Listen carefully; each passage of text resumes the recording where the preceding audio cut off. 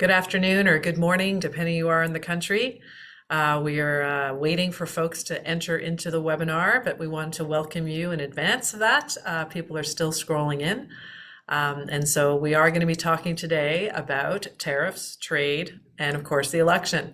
There's no shortage of issues to sort of discuss these days, and it's been a fairly hectic time, I'm sure, for many of you, as it has been for us here at CFIB.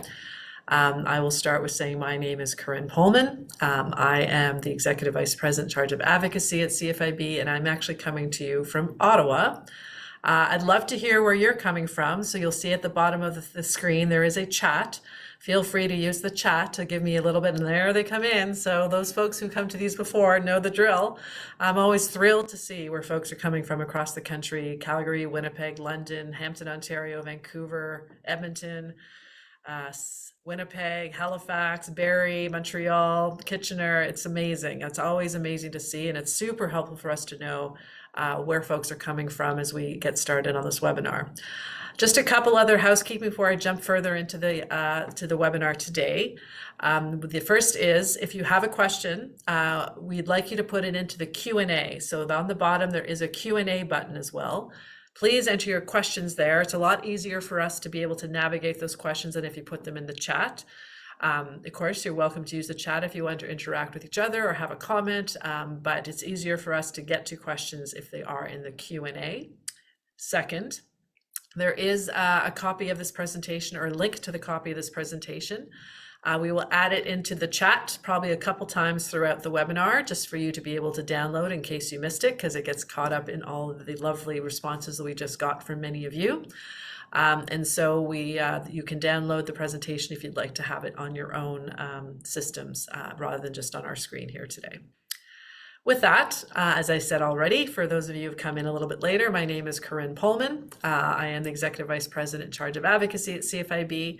I've been doing these webinars for a while, and I want to welcome back many of our folks who come to many of these before, and I also want to welcome a lot of the new members who may be joining us for the first time. It's a pleasure to have you. This is a pretty serious topic, so I want to bring with you today my colleague, Michelle Auger. There's Michelle. Michelle, say hi. Hi, everyone. Happy to be here. So Michelle, along with a few other folks in our organization, have been heavily invested and focused on the issue of tariffs. So she will be obviously sharing a lot of what she's been learning and we have been learning across CFIB along with me. Okay, we'll move on to the next slide. And on this slide is just a little bit of what we're going to talk about. Already said, federal election and a bit of the update on the tariffs, and then we'll get to your questions as soon as we can. Next slide. Let's jump into the federal election. So as you know, we are in the middle of a federal election. This is what we would call week 4. We're only about 13 days away, a little under 2 weeks away from the actual election itself. It's of course been a very interesting election where things have been changing quite a bit based on some of the changes that took place earlier this year. What we have been doing is we've been asking you, our members, about what are your top priorities for the next federal government. And you can see on the screen what you basically told us, which is lowering business and payroll taxes was by far the number one. That's what you'd like to see the next federal government try and tackle.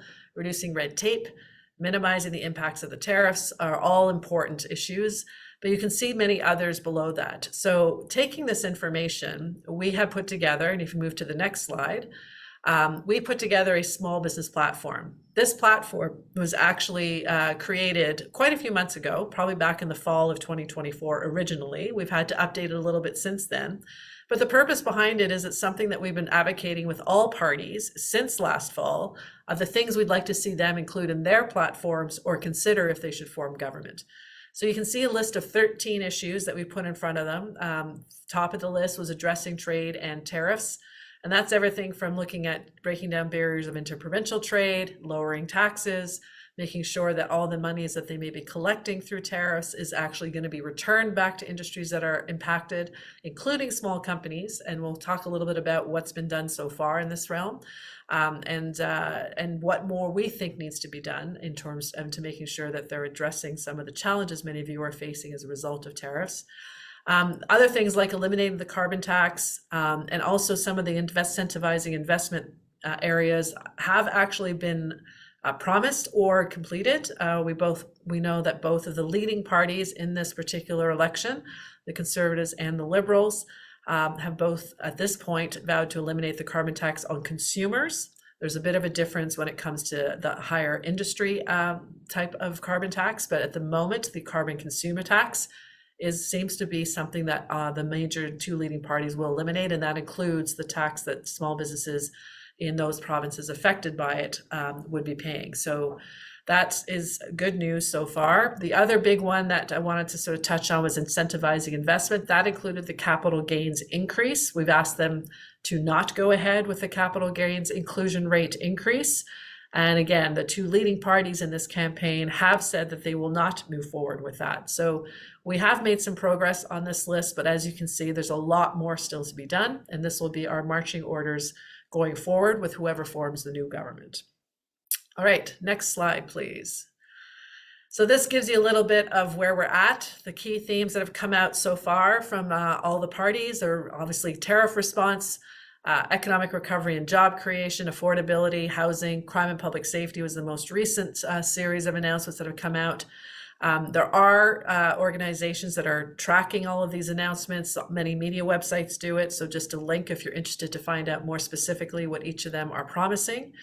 We ourselves are doing the same thing.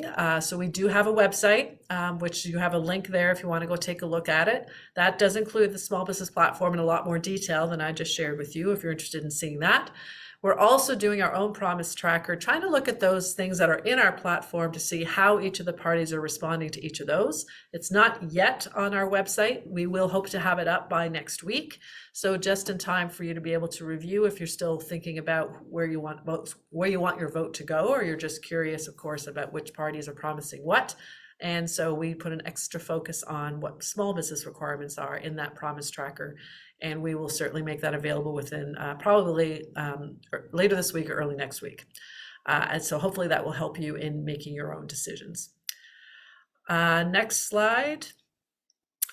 We're going to move on. So the Canada-US trade war. This, of course, has dominated our headlines since President Trump was elected last fall. We've already done a couple webinars on these, trying to give you as much information as possible about what's happening and when.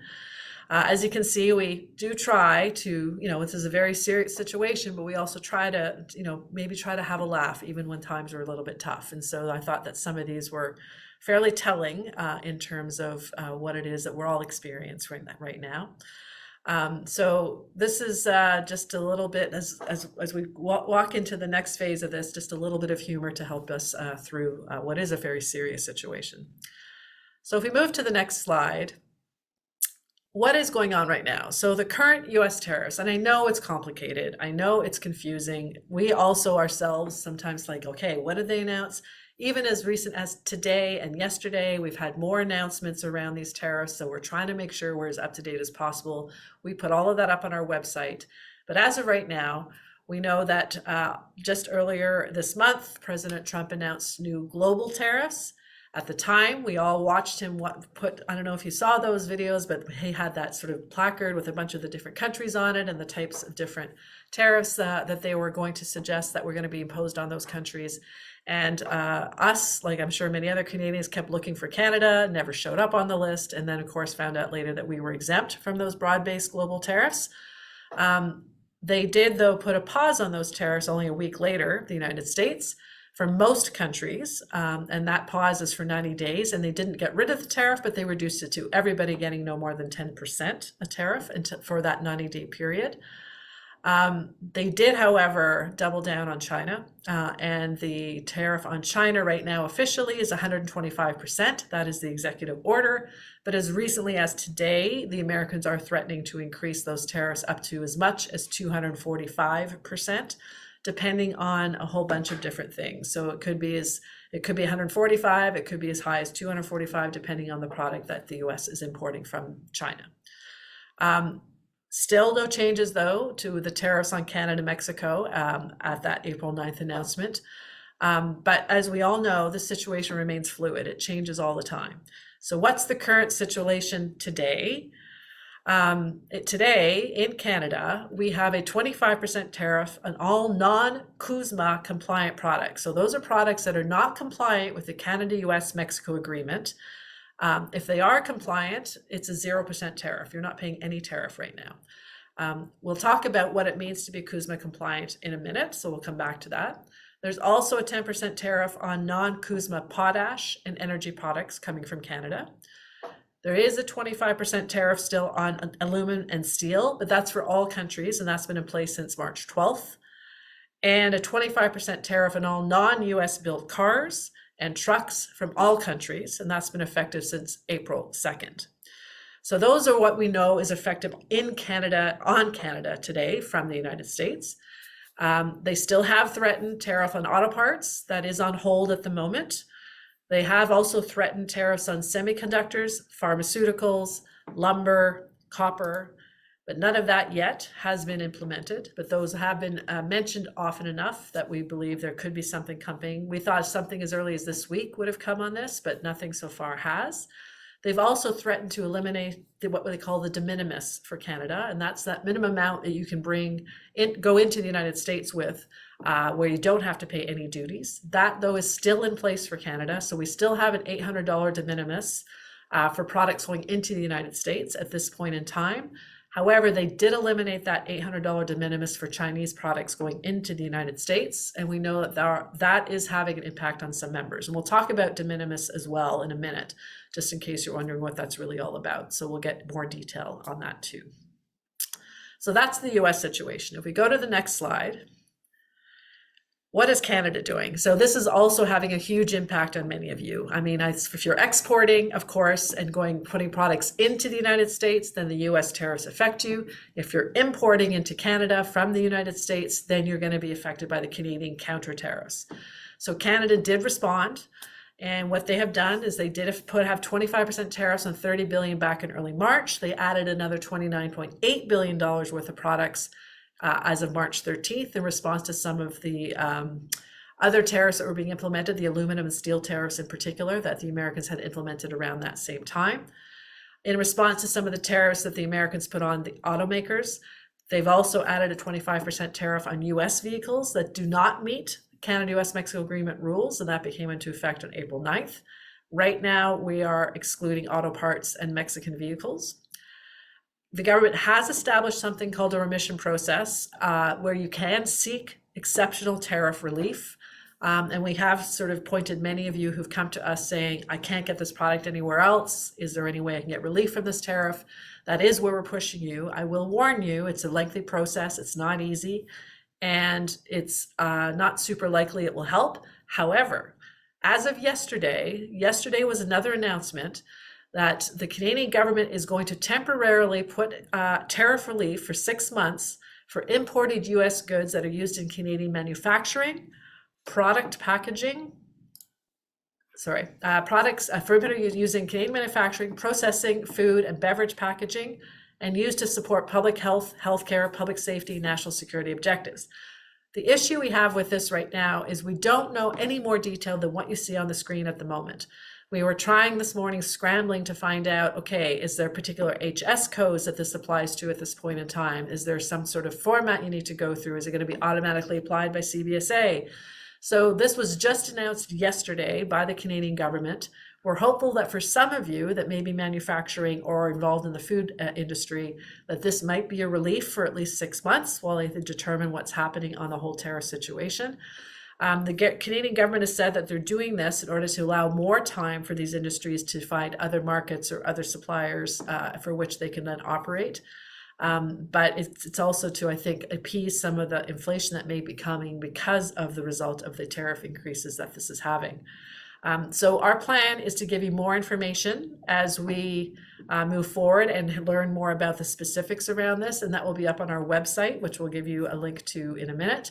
But there could be some relief here for some of you in the manufacturing or food processing, packaging, or public safety areas of the economy.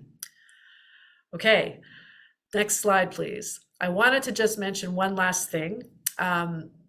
Canada's counter tariffs. So far, these are survey results that we got from you. We've been surveying our members in February, in March, and in April, and we've been asking this question in all three surveys about, did Canada do the right thing by announcing retaliatory tariffs on the import of U.S. goods into Canada? Back in February, about 75% said it was the right thing to do. By March, that had come down to about 70%.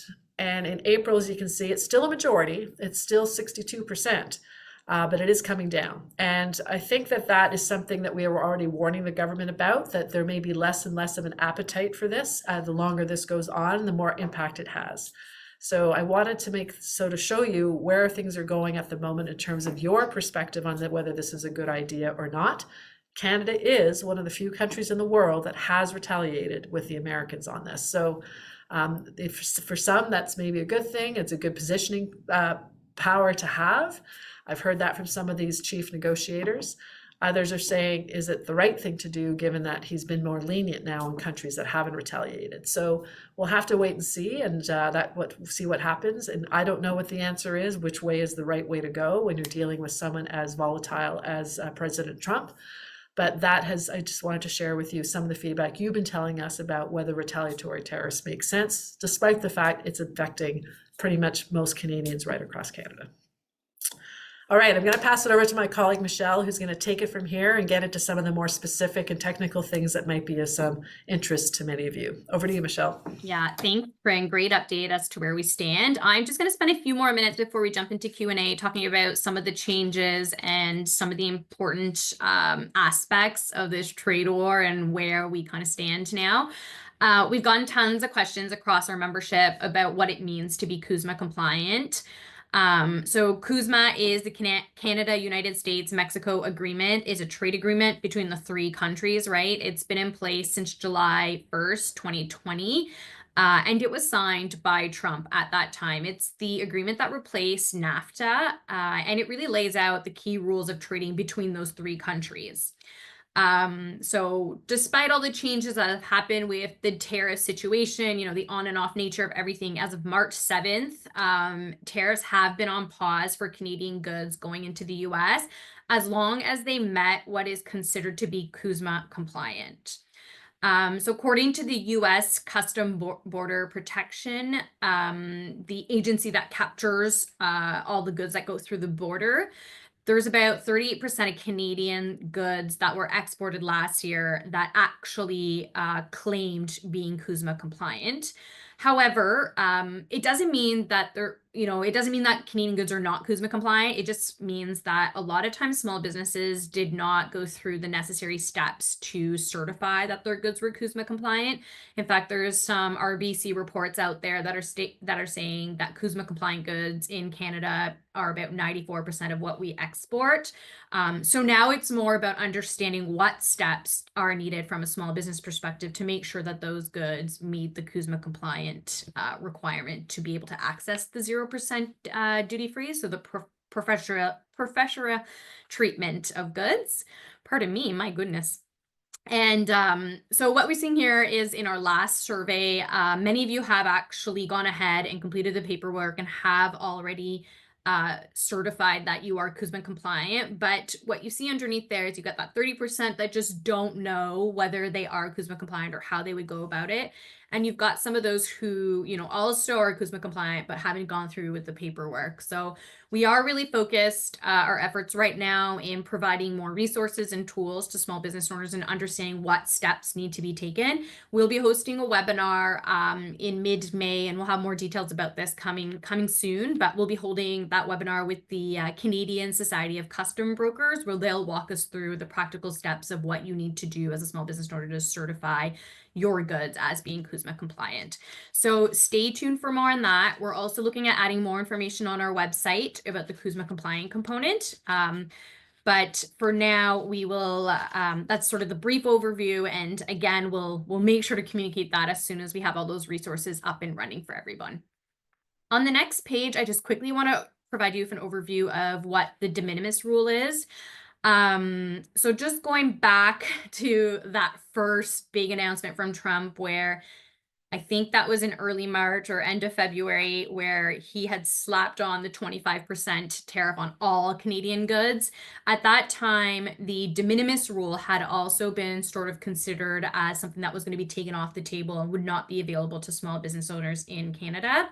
For those of you who are wondering what the de minimis rule is, it really it's essentially an exemption that allows Canadian exporters to cross the border with any low value shipment. So anything under $800 would just cross the border, doesn't require any paperwork, and no taxes are paid on anything under $800. What that initial executive order had stated is that they would cancel that. So anything $0 and up would then now have to be 25%. Unfortunately, the U.S. Custom Border Protection Agency, so the US CBP, they essentially don't have a mechanism in place to capture those low value packages. So they have just said, okay, well, we'll put that on hold for now, but it's something that is still on the table and could very much impact a lot of small business owners who benefit from that de minimis amount in shipping into the US. So something that we're definitely watching closely. I should also mention that for China, the de minimis proportion has now been totally taken off the table. So China does not have access to that $800. So essentially what that's telling us is now the US CPP has figured out how to capture those small shipments. So just something that we're monitoring and how that'll impact small businesses down the pipeline. Just on our next slide, we've gotten lots of questions also from small business owners about like how these tariffs are being captured and where they're going. On the US side, they've got their own border protection agency, that's the US CPP. So that's where all the money in the tariffs are collected. It's through that agency. In Canada, we use the Canadian Border Service Agency, so the CBSA. Probably have all heard of the agency. If you're importing, exporting, you have to deal with them in terms of getting your packages through the border. But with the CBSA, they're the ones responsible for collecting the tax money. So you'll fill out your forms, your HS code of what that product is goes on there. And they take those forms, they look at your HS code, and from there, they're able to assess whether or not it has the surtax or not. I will note, we've been getting a couple comments from members that some of the HS codes are being wrongly surtaxed. So please, please, please double check. If you're not sure whether or not you should be surtaxed, you can double check with us. We'd happily assess your CAD forms is what they call them, and we can definitely take a look and see if there's something we can do to help. But on the CBSA side, the other thing I just want to point out is that at this point, if you're importing goods from the US, everyone needs to be registered on what they call CARM, so the Assessment Revenue Management. It's the online portal where all the importing documentation is now being done. I also just want to note that unless you're showing up at the border in person to process your goods, as of May 20th, anyone who's doing online clearing of their goods and not showing up in person needs to also be registered to what they call the RPP, so the Release Prior to Payment program. There's two ways that you can participate in that program. There's a cash deposit that you would put on your portal. The money gets held there. It means your goods get cleared. Or the second way is by securing a bond, so a written security agreement with a provider, financial security provider. There's two ways of doing that. What we've just found out in our most recent surveys, many of you who are involved in importing have not registered for RPP. I will say we've gotten an extension to May 20th to get people registered on that. We are still asking for CBSA to look at other ways of making this program easier for small businesses. We don't believe that it really reflects the reality of small business owners.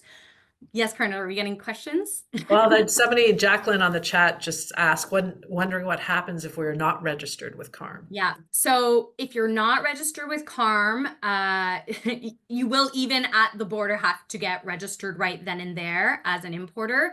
Again, your brokers can help you get registered, but there is this switch happening where as the importer, you're now liable for all of your products coming in. And if you're importing, you need to be registered on CARM. I will say we've got great resources on our CFIB website. We have 2 webinars. The first webinar is focused purely on just getting registered. And the second webinar that I've linked here really focuses on the RPP and how to get an RPP status so that you don't have to show up at the border in person to pay for the release of your goods. So just a couple things to consider as May 20th deadline approaches. Again, we're working with CBSA and trying to make known that the RPP program is not necessarily conducive for small businesses. So we are looking for other ways to make it easier for all of you to get that RPP status without having money being held up in the portal. Pardon me. So that's on CARM. I'll quickly go over Chinese tariffs on the next slide here. Just a brief kind of update on the Chinese tariffs because it does impact a lot of our agricultural members. But basically the Chinese tariffs that took effect on March 20th is 100% tariffs on Canadian canola oil, canola meal, and peas. And then there's a 25% tariff on pork, seafood. So lobster is one of those. And essentially, it's a direct response to the tariffs that Canada had imposed back in October of 2024 on electric-made vehicles, steel, and aluminum products. So that is the retaliation to Canada's response on the EV tariffs.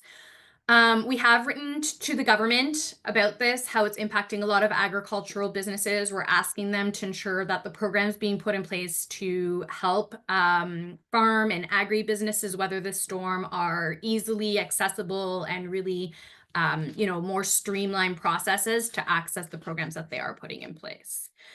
And then just a quick overview here on the next page of resources and programs.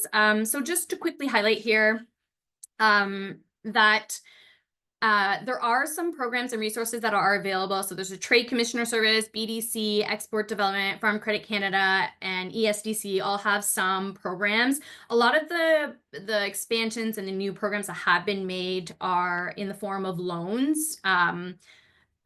So while there are new programs that have been announced in the last couple weeks, and you'll see I've got the information here and all the links are available in the PowerPoint, they are in the form of loans. And the message to the government from our perspective is that, businesses don't need more debt. What they really need is relief right now. And when we are, talking to government stakeholders, we go back to that sort of list of priorities that we reviewed at Corinne, and things like the cost of doing business really is a top priority. So we're looking for measures that would reduce costs for small businesses. So, lowering taxes, reducing paperwork, and, moving forward with interprovincial trade is among some of the top recommendations.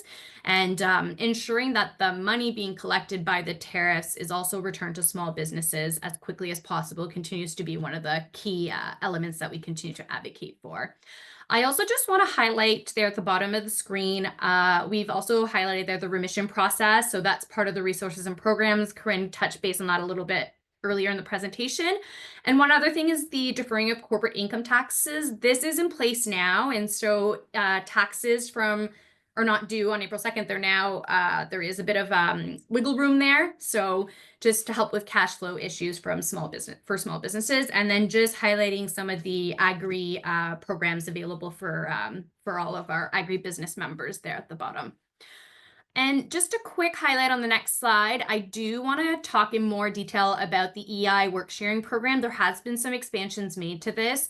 The work sharing program really does help employers that potentially need to consider laying off employees. It's a program that's designed to reduce the number of hours of your employee during a very rough period. Like if your sales have gone down, you could technically qualify for this type of program by reducing the amount of hours your employee works. You don't necessarily have to completely lay them off. They would then get topped off with the EI program just to get through, the sort of storm that we're in. So eligibility has been expanded. We've put down the criteria here.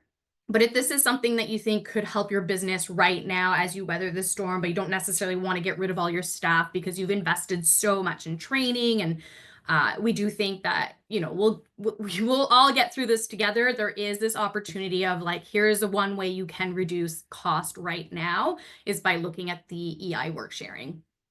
So brief overview there. I think we can jump into our next slide, and I think Corinne's going to jump in here with me just to wrap us up.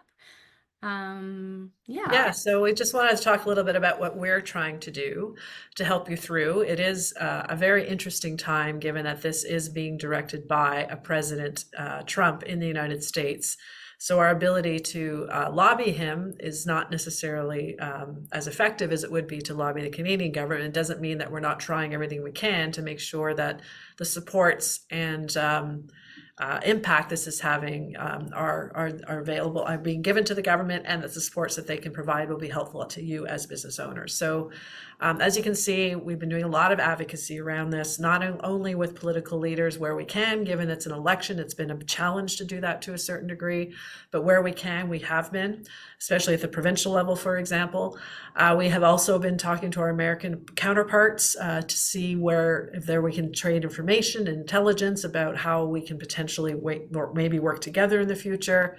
And we're really doing a lot of work on the support side, what governments need to do to help businesses through this pretty trying time, focusing on things like reducing costs, red tape, and of course, interprovincial trade barriers. There's been a huge amount of work done by CFIB over many years to try to reduce interprovincial trade barriers, and there is some momentum now to do that. I think as of today, we're hearing from Ontario is now moving in this direction. So we have 3 or 4 provinces now introducing legislation to reduce trade barriers between provinces. Nova Scotia, Ontario, Prince Edward Island, and British Columbia have all introduced legislation or passed it, which is the case of Nova Scotia. So that's good news. What that means is that they're going to mutually recognize each other's rules and standards, so you don't have to go and do it all again in another province. It's probably going to take some time to see where its effectiveness will be, but it's a really good first step. And our role now is to encourage other provinces to join and make sure that this is right across the country. The member webinar, I think, Michelle, you already talked a little bit about this. We've done some work, of course, in these areas, and we will be doing, and we encourage you to take a look at some of our webinars we've already done on the tariff side of the equation, just to get a refresher. But we're also going to be doing another one just on CUSMA compliance very soon. We've done a couple surveys, as we talked about. We share with you a little bit of the data, but there's a lot more. And I will tell you that there's a real interest from governments about this data. They need to understand the impacts this is having. The big focus, of course, has been on automobiles, steel and aluminum, which of course affect a lot of you on the steel and aluminum side, and even the automobile side. Well, it may not be directly, many of you may be indirectly affected by some of those tariffs. And so we want to make sure, though, that it goes beyond that to importers, retailers, wholesalers, all kinds of different types of businesses that are affected, and making sure governments are very much aware of what's happening on that front. Do you want to tell any more about the web page, Michelle?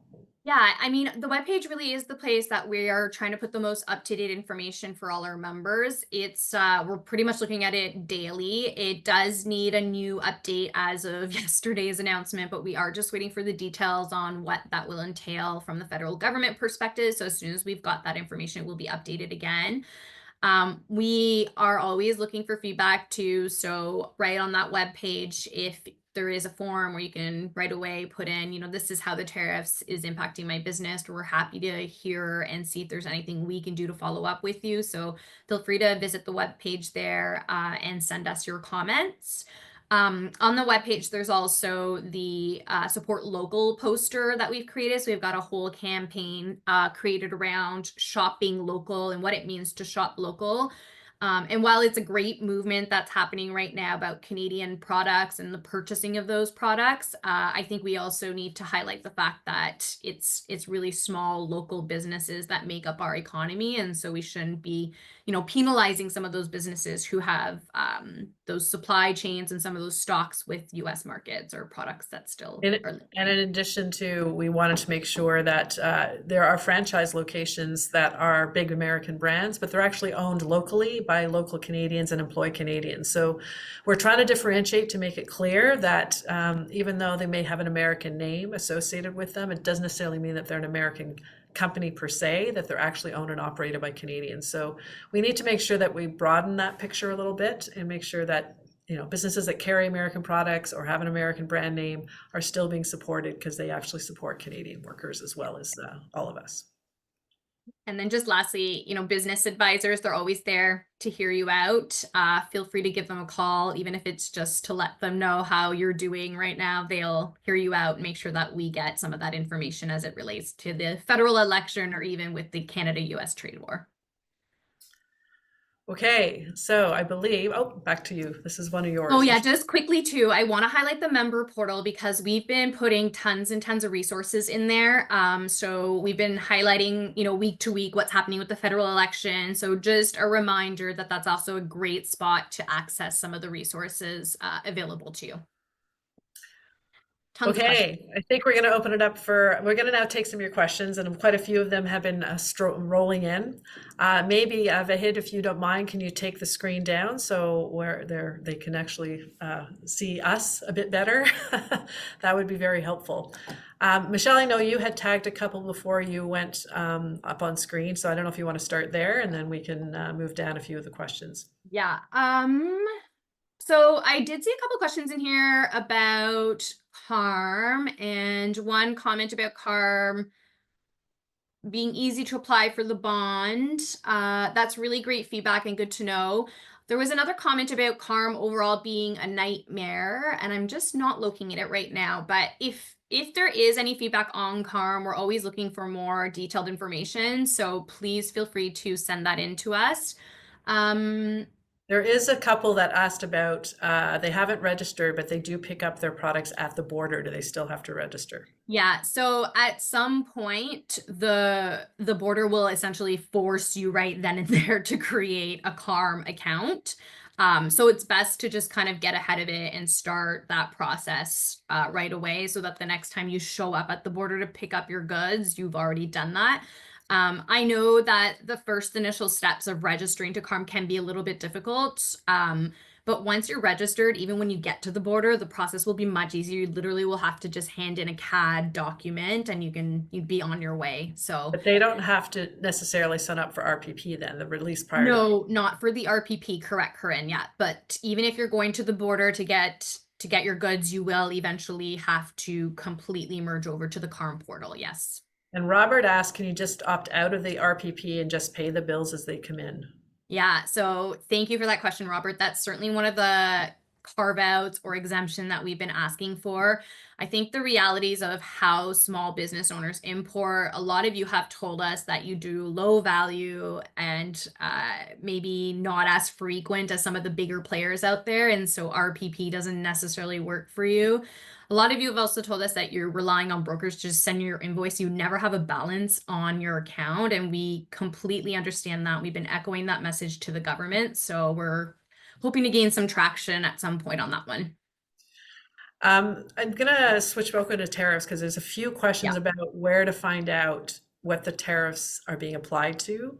I think on the Canadian side, I think on the US side, it's really just steel, aluminum, and autos at the moment. And if it's not CUSMA compliant, but on the Canadian side, do you wanna, I know we had a screenshot earlier, but we do have a link in the presentation that takes you directly. So there was the one slide where I talked about what Canada's retaliatory tariffs look like, and there were links in that slide that go straight to the list of what's included in terms of those retaliatory tariffs that Canada has imposed. So they do exist, so we can maybe point you back to that particular list. In fact, I think Rachel may have tried to put that into the chat as well, that you can take a look. The only caveat I will give on that is, of course, yesterday, as we announced just yesterday, the Canadian government came out to say they were going to give a 6-month reprieve to certain items. So we just don't know which HS codes that applies to at this point. If they're in manufacturing, or if they're in food packaging, or in food processing, or in public safety, you may not have to pay for 6 months those particular tariffs. But again, as soon as we get more information on the specific tariffs that may be applying to, we'll get that up on our website. Yeah, and maybe just to add a little bit more clarification, what makes this situation even more confusing is, so if you're exporting to the US, you then can just be CUSMA compliant and follow, we had that slide with the 4 bullets of, if you're CUSMA compliant, you're exporting to the US, you should have 0 duty unless you're steel and aluminum or you fall under cars. and non-compliant CUSMA, potash, and energy. There were the full 4 bullets of what the US is tariffing Canadian goods. And on the other side, there's what Canada is tariffing on US goods when you're importing goods, right? So it's very confusing. On the Canada side, our response has nothing to do with being CUSMA compliant. It really is 2 lists with HS codes. They're very lengthy lists currently. So if you're not sure if your HS code is on there, again, I encourage you to just reach out. We can take a double check. Or just refer to your customs broker. But it really is those 2 lists of products that are fully tariffed at 25% if you're importing American goods. Okay, I have a few on tariffs, so also on tariffs, but a different sort of type of question that maybe you and I together can try to respond. So Michelle asked, if we sell metal products to the US, how do I find out if it is beneficial to break out the steel versus labor component of our products on a commercial invoice going to the US as was recommended by one of our customers? So I have a thought on that, but I'm going to ask you first what you think. Yeah. I mean, that's a really tough situation without looking at what contract you already put in place. When it comes to the service portion of it, that portion is not necessarily what would be part of tariffs, right? So even going back to that KPMG webinar that we held, they were saying anything that is service related, take those out of your contract, put it separately, and then send it in, because you'll have your steel and aluminum products that are tariffed at the 25%, and then the servicing portion, so anything that is shipping or labor, would then qualify as service and is not part of the tariffs. So that has been the advice we've been provided by folks that are sort of trade experts. So you might be able to get away with that. It might be something you might want to try. So of course, we can certainly try and help you figure that out if need be. So then Ron was asking about shipping seafood into the US as the exporter. So, and he was then charged and sent a bill for the tariff and is disputing this bill. Is this common, and any advice? So yeah, I think I've seen your case, Ron. I think it's come up to my plate. And yes, we are hearing a lot of people getting caught on this sort of on and off nature of the tariffs. They sent their goods before 1201, but they got caught because it crossed the border right at 1202, let's just say. And now they've got these $35,000 bills. Significant amounts for small business owners. We totally understand that. We've been sharing those cases directly with finance. Yeah, I hear you, and I think there needs to be something in place there to help those businesses that are getting caught in that situation.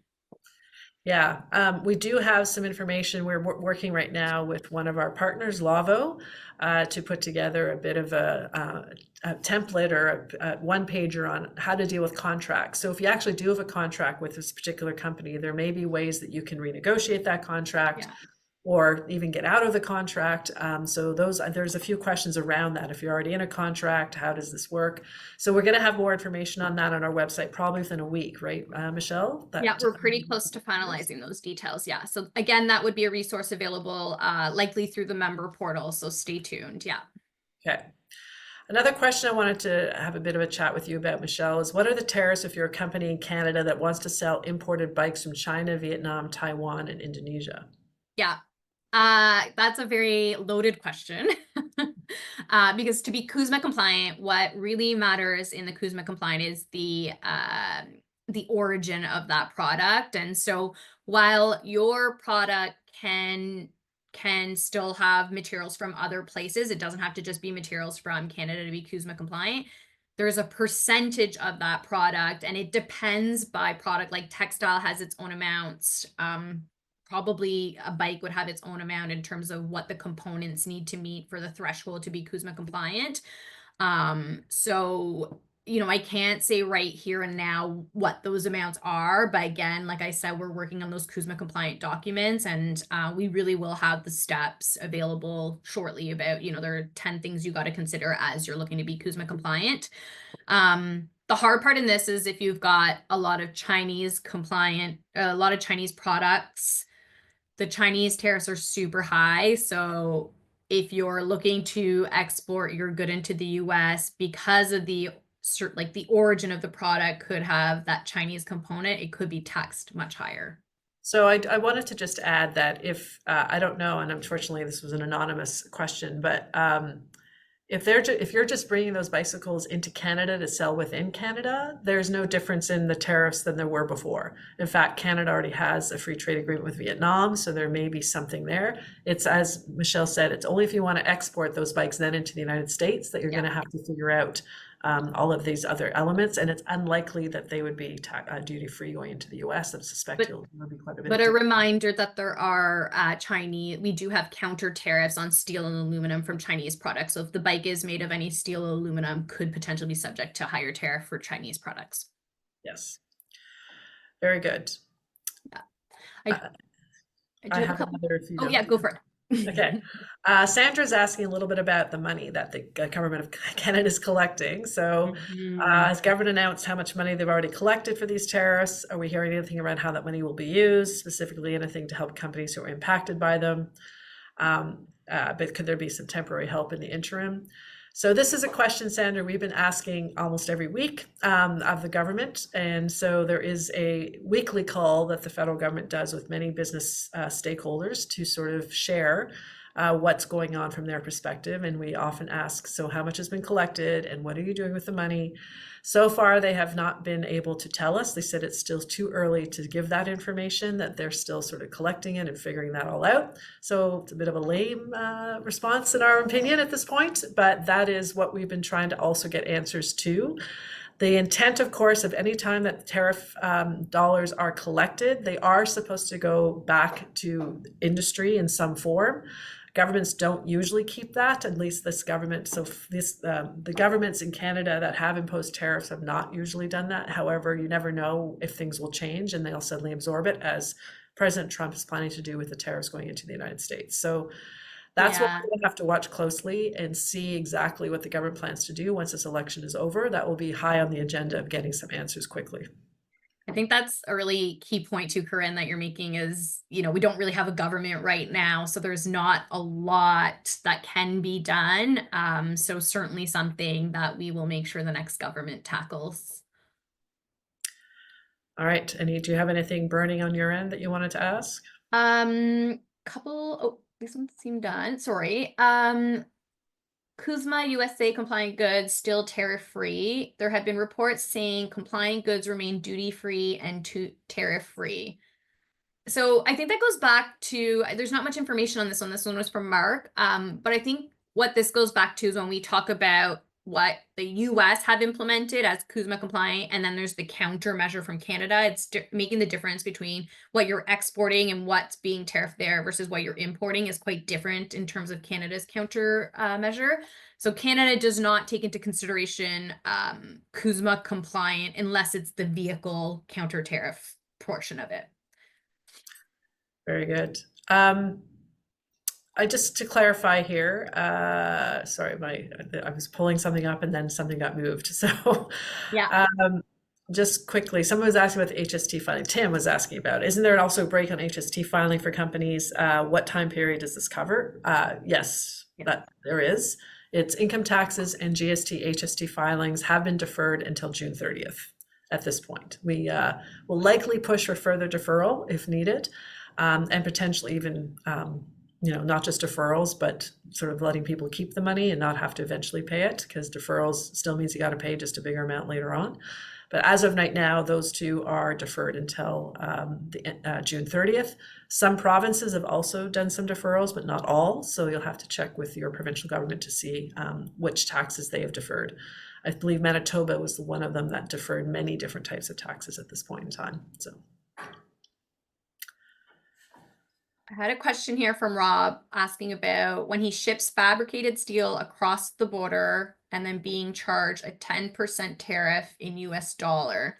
So not knowing the circumstances of that, it would be interesting maybe, Rob, if you could send us your documents just so we could have a look. If it is a steel product and the HS code is considered a steel product, it should be at a 25% tariff, but there could be some exemptions there. So either consult with a customs broker or we could have a double check on why it was just 10%. I just wanted to quickly, I saw the corner of my eye, Kristen in the chat is asking, is there an $800 max coming into Canada? Mm. and there is not. Canada's de minimis is much lower than the United States. So going into the US, you can, take up to $800 worth of goods or ship up to $800 worth of goods into the US without experiencing any kind of duty. Coming into Canada, it's only $40 from the United States. It's even less if it's coming from another country. And the $40 is tax-free and duty-free, and then it's up to $150 tax-free. You still have to pay any duty though at that point. So there is a much lower threshold in Canada than the United States right now, which makes it a bit more challenging, honestly, to sort of push back with the Americans. But we know it's an important tool for many small businesses who ship products into the United States. Do you have something else? Otherwise, I do have a couple here. We had a question around carbon tax and how most people wanted it removed. But there was a comment, it was an anonymous question, so I'm not sure who it came from, but they go on to say the high CO2 in the environment, someone needs to have solutions. Insurance companies are looking at this, but we all need to be on board. But I mean, I think a lot of people are very environment conscious. But again, when it comes to taking a position from CFIB's perspective, we do take our mandate from our member, and it was, I want to say, was it over 84% of our membership was supportive of getting rid of the carbon tax. What was supported, though, by small businesses is more tools and resources on how they can do or put in place more green practices within their business. And a lot of them feel that they already do this. So that's kind of been the message that we've been pushing with the government on that front. The majority of our members believe that you can grow the economy and protect the environment at the same time, and that carbon tax is not the best solution to do that there are better ways to do more to protect the environment. And so that's been a big message from ourselves as well.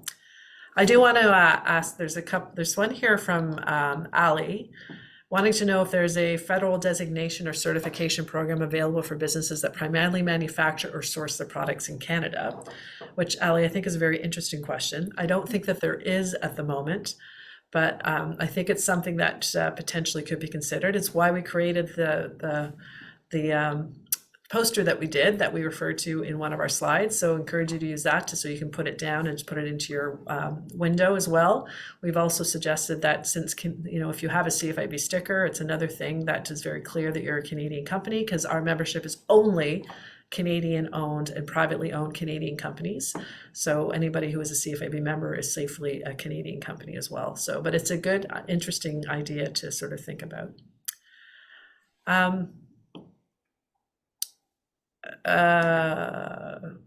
Anything else on your end? Oh, is Canada currently threatening tariffs on more products? I think the message we've been getting through a lot of meetings is that nothing is off the table, unfortunately. That could even mean some of the, announcement made by Ford about energy. So that's kind of the message also being played around with the current government, is that nothing is off the table. There's still sort of the second list that they've been holding on in the back pocket. What's on that second list, we don't necessarily know. So at this time, I think it just depends what happens with the US, right? We continuously seem to react to them. Yeah. So at this point, it doesn't seem like there's anything imminent. But of course, it will depend on how the Americans react, and of course, how Canadians feel and what their appetite is for continuing to have retaliatory tariffs. So if this is something you don't think is a good idea, I think it's important that you let your elected officials know this is an election period. It's a good time to do that. I wanted to ask, so Ron's asking if they should break out freight if it's included in their prices for tariff purposes. We did cover this briefly, but maybe just to repeat it. Yeah, so shipping, anything that's courier shipping costs, you should probably take it out. Again, maybe consult with the broker and understand how that all works out, and take a look at how your contracts are established with your, your US based clients. But anything that's considered a service, which would be shipping costs, should be probably taken out of your final invoice to that US company. You can invoice them separately if you need to, but don't put it with the goods. Yeah. Andrew's asking, at what point is CFIB going to lobby for dropping of counter tariffs? Is it fully survey based? So Andrew, it is pretty much survey based. So we do take our direction from our members, and that's based on the survey feedback that we get from you. So one, we encourage you to fill out those surveys because it really drives what it is that we say to governments. As I showed you earlier on in the presentation, we have seen the support for retaliatory tariffs start to go down. However, it is still a majority of our members that are supporting. It's around 62%. And then there's a chunk in there, about 20% or so, that aren't sure. And then there's that rest of that, which is about 20 to 25% now that are saying no. So at this point in time, we are saying that we're not opposed to them doing the retaliatory tariffs at this point in time. But as I said, we're seeing that shifting potentially over time. And who knows? I mean, we will take your direction on that. And so please continue to fill out the survey so we have that feedback so we can continue to push governments to do what it is that small businesses think are the best thing for your businesses and for the economy overall. A couple questions around remission, maybe we can get through really quickly. Sure. So a couple questions about how like sourcing products in Canada is not available and they're only available in the US. If that is your case, your situation, I encourage you to apply to the federal government remission process. That's why it's there. If you can prove that there's no way of sourcing this anywhere else, they will consider your request and try to get your HS code off the counter tariff list. Yeah. As Sandra's asking if we can do another survey asking if product is taking longer to arrive in Canada due to these tariffs. Yes, we can. Noted. Yeah. And just wondering how bogged down things are getting. I think you're right. We just had some word today that, of course, maybe some of you may know this already. The Vancouver port is experiencing quite hefty delays. I will mention, and I don't want to depress anybody, but we're also understanding that Canada Post may be going back on strike in May. So that's another thing we're watching very closely, but overall supply chains will likely be affected in some form, and that will be something we'll be asking you for your feedback and experience with that going forward. Okay, we're coming down to the last couple of minutes. Any other quick questions you want to grab? If we haven't gotten to your question today, we will be taking them down. We'll certainly try to respond to them on our website if it's something that bigger that we haven't responded to in some form here today. If it's something a little bit more detailed, we may have someone follow up with you. But we always encourage you, if we didn't answer it appropriately or you still have some questions, please give us a call, and we'll give you that number in just a moment. Anything else, Michelle, on your end you wanted to make sure we got in before we shut this down? I think it might be interesting to note too, from our perspective, and I appreciate people sending in comments about maybe rephrasing some questions and getting members' views, and happy to take all those suggestions. So thank you, everybody. Obviously, we do survey our member, and that's the position we put forward to the government, but we're also in a position at CFIB where we are nonpartisan and we work with whatever government is put in place, and we will compliment government when they put in a policy that aligns with what you've told us you'd like to see, but we'll also, highlight those bad policies, right? Which would be against what you have told us. So just, as we're going into this federal election and we've got this promise tracker, maybe just something to note that while, we are highlighting some of the key elements within each party's political platform, whatever government comes into force next, we're going to work with them and we will make sure that your priorities are heard in front of them. Yes. So before we set off, I'd like to bring back the slide deck if possible. So I'm going to ask Vahid if you can put that up. Thank you. I wanted to just mention that we do have a couple of upcoming webinars. We've mentioned one of them, which is how to become CUSMA compliant. We're actually going to be doing that in conjunction with the Canadian Society of Customs Brokers. So that will likely be in mid-May. So look out for that invitation if that's something you're interested in. We're also going to have our chief economist, Simon Gaudreau, do a bit of an economic outlook late May, early June. That may also be of interest. We're watching closely, of course, how the economy is faring, what it actually means, and what that impact could be on your business. Obviously, consumer demand is heavily affected by all of this as well, which may affect many of you. So I think that could be a very good discussion as well. So keep your eyes open for that one too. And if we go to the final slide, I believe. Yes, just to say, if you know a business that you think could be benefiting from some of the information and that we're providing, or the services that CFIB is providing, we're always looking for adding new membership. The stronger the membership, the more clout we can have. So please refer them if possible. There is a link in your presentation that you've received. And I just wanted to end, of course, with the last slide, which includes the phone number, which I know Rachel has also posted on the chat. But if you have any questions and we didn't get to your, as I said earlier, please give us a call. I do want to encourage you to fill out the surveys. They're incredibly important, especially in times like these. We know circumstances are changing almost daily, so we will continue to update our website to make sure you have the latest information.